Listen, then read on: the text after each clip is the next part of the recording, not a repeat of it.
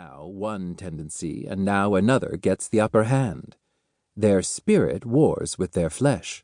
They wish for incompatibles. Wayward impulses interrupt their most deliberate plans, and their lives are one long drama of repentance and of effort to repair misdemeanors and mistakes. These are, in James's words, the sick-souled, those who were just as likely to graduate from the Ivy League as to commit suicide at McLean Asylum, a stone's throw from Harvard Yard. Rumors have swirled for more than a century that James had his own stint at the hospital, but they have faded in the 100 years after his death. Today, James is usually described as a man who faced mental illness without the help of doctors. This isn't exactly true. He was the doctor. William James' entire philosophy, from beginning to end, was geared to save a life. His life. Philosophy was never a detached intellectual exercise or a matter of wordplay.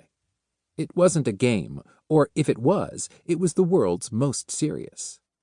It was about being thoughtful and living vibrantly. I would like to offer the listener James's existential life preserver. Of course, in the end, life is a terminal condition.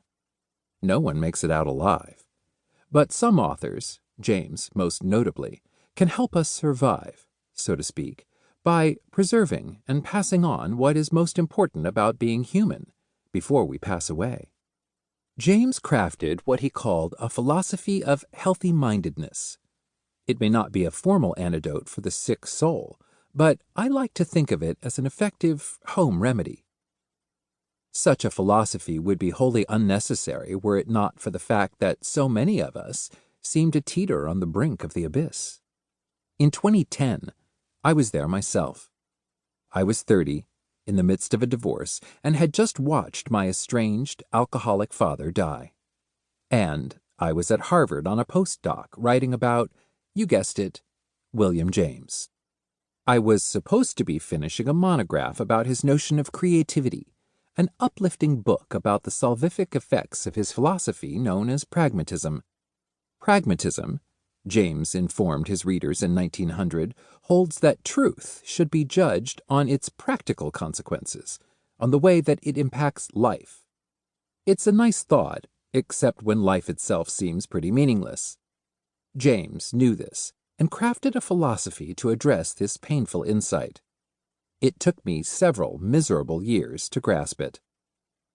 I think William James' philosophy saved my life. Or more accurately, it encouraged me not to be afraid of life. This is not to say it will work for everyone. Hell, it's not even to say that it will work for me tomorrow, or that it works all the time.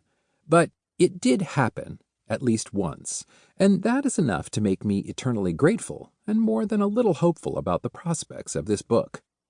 James wrote for our age, one that eschews tradition and superstition, but desperately craves existential meaning, one that is defined by affluence, but also depression and acute anxiety, one that valorizes icons who ultimately decide that the life of fame is one that really ought to be cut short prematurely.